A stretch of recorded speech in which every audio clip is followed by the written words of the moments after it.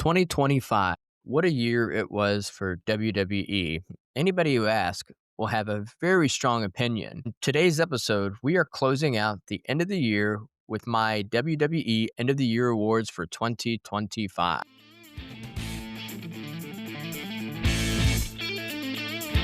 Welcome back, everybody, to another episode of Pro Wrestling Escape. This is Kyle, your host. And as I said before, this is going to be about the awards of 2025. Now, my awards, they're not going to be corporate awards. They're not really going to be kayfabe rankings, if you will. These are going to be based on what actually happened in WWE television in 2025 and how these moments shaped the year from a fan's perspective. But before we get started, I just want to say thank you to everybody who's been tuning in every week. I hope everybody's had a great holiday with whatever you celebrate. If you do, wishing everybody the best in 2026. And Pro Wrestling Escape has quite a roadmap for 2026, and I would love for you guys to join along. So I'll be dropping breadcrumbs, if you will, throughout the next few weeks. All right, so now it's time to hand out some awards. Award number one, Moment of the Year. Now, this award isn't just a trophy, it's about the moment that shifted the entire energy of the company. I think this one was pretty easy, at least for me. And the winner for me was John Cena's heel turn at Elimination Chamber. Now, while many look at the WrestleMania title win, John Cena getting the 17th, I think the turn at Elimination Chamber was the Hogan at the Bash at the Beach moment for this generation. Now, did it go on to have a storyline like NWO? Absolutely not. But just that moment on its own right was pretty incredible heel turn. And it was really the point of no return that we all found out. And, after 20 years of Cena being the ultimate hero, Cena used brass knuckles on Cody Rhodes under the orders of The Rock. The visual of the crowd staring in absolute silence, kind of comparable to when Undertaker lost his streak. It was kind of like a WTF. And for me, that's what defined the moment of the year. It really birthed the retirement tour as a villain and completely reshaped the main event scene for the rest of 2025 after that. It did spark way more debate than any title win ever could, that I thought, and it forced a lot of us to reevaluate Cena's entire legacy in real time. Like, they're doing this right now, like on his last year. Yeah, and some other honorable mentions for this would be Paul Heyman's double betrayal, turning on both CM Punk and Roman Reigns at WrestleMania 41. Yeah, of course, AJ Lee's emotional return, the roof coming off of Allstate Arena when her music hit for the first time in a decade. Even though we all knew it was going to happen, still pretty incredible pop for something we all knew when that moment was going to hit. And then Seth Rollins' swerve of the century, where he dropped his crutches at SummerSlam to reveal that he was never injured before winning the title. And unfortunately, he got injured again, and he has been or on the shelf for a while. All right, award number two. This is going to be the match that carried the year. And I went and chose the men's 2025 Royal Rumble match, really because of its massive ripple effect on the storytelling for many of the wrestlers. I mean, now for this award, this is not based on technical work rate. This choice, to me, recognized that the Rumble as the foundational event that dictated the direction of 2025. Now, you could probably say, Kyle, you could do this for every single awards every year because Royal Rumble does kind of set that road for the year, and it really doesn't. I think this year it really did, and you had Jey Uso's victory in the men's elimination by eliminating John Cena. I think was a shock result that very few of us predicted going into the match. The upset immediately reposition Jay as a top tier main event player heading into WrestleMania 41. And that match itself, the men's Rumble match, provided a breakout platform for Braun Breaker, who obviously is on the rise, and he capitalized on a single high impact moment. We all know that with that spear, and to solidify his standing, I think, as a future of the company. However, recently he said he's not the future. His time is now. Then you have other wrestlers that were in the Rumble match. You had Drew McIntyre. His just persistent frustration, it continued here and carried on through the whole year of 2025, really establishing more of his bitterness that fueled his major rivalries that occurred throughout the year. And then obviously right now with Cody Rhodes. And even without John Cena winning, just his presence alone as the final person gave it a big match and a big fight feel It really served as a crucial beat in his year long retirement tour. Award number three. This is called the Master Manipulator Award. Now, I have some interesting awards. So this, like I said, this isn't going to be your basic, most improved, men or wrestler of the year, men and women's.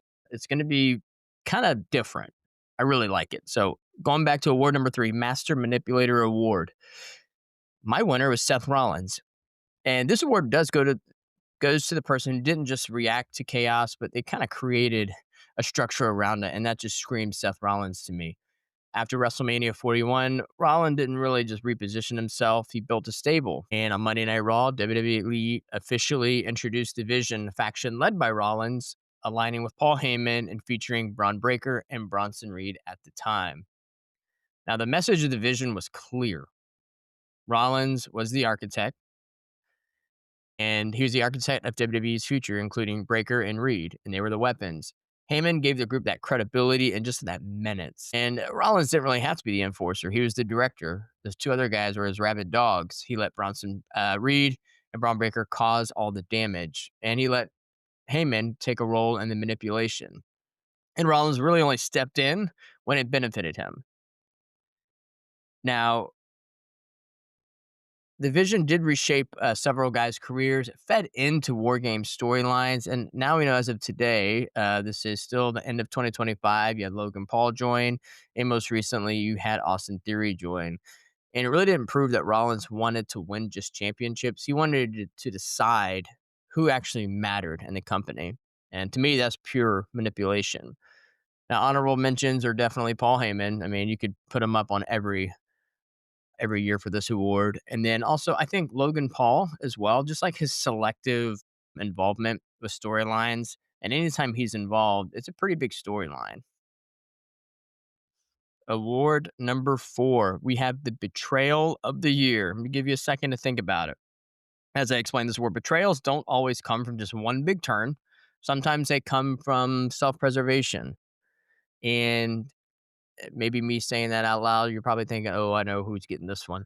And for this award for the Betrayal of the Year is Paul Heyman. He's the winner. Now, throughout 2025, Heyman did what he always does best, aligning himself with power and not just one shocking moment. This award kind of recognizes a year of calculated positioning, and he's the master of scheming, of always being on top. And his loyalty is always strategic. It's not just pure loyalty. His advice always benefited him first. If you actually listen to him talk, and he didn't just betray one person. We know he betrayed Punk, he betrayed Reigns, and at that point, he kind of betrayed expectations. Now, honorable mentions, I think, for Betrayal of the Year. I do think Judgment Day's internal fractures, although they are still together, they are getting stronger again because Liv is back. I do think Drew McIntyre publicly burning his bridges on the mic and on social media could also be Betrayal of the Year. I think he's over it, and I kind of feel for him in a way that I hope he gets to strap against Cody in a few weeks. Award number five.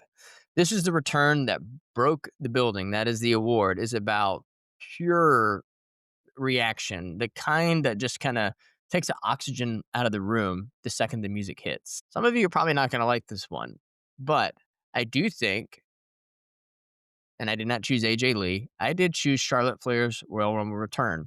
Now, we had names like Brock Lesnar for return, obviously the AJ Lee. They both received massive pops this year. The energy in the building changed instantly the moment Charlotte Flair, I think, stepped back onto the stage.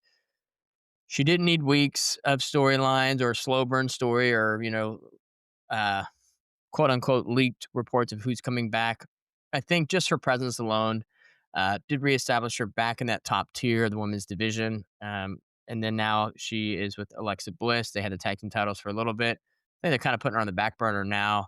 But I think Charlotte, just her moment, goes back to her getting her way back to the top, which a lot of people really don't like her being at the top, mainly because of the 2010s where she was just consistently winning title after title after title. And I think she just has the it factor. And it was a realization, I think, from us fans that the division just gets raised anytime she comes back. So I think that's a point that really no one can argue. Anytime she comes back, that women's division just gets stronger. It kind of has like a ripple effect.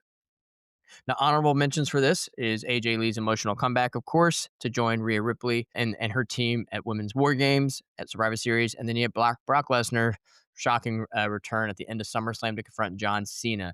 Now, anytime Lesnar's music hit, people are going to go crazy. I went crazy. But he does it quite a bit, and I think that's why I chose Charlotte. Award number 6. The name of the award is I'm Not Even a Wrestler, and I Felt That.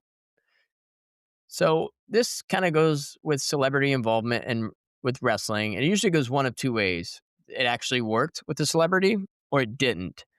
Now, for 2025, that winner is Jelly Roll at SummerSlam 2025. He didn't really just show up for a cameo. This guy trained. He took bumps. He took it seriously.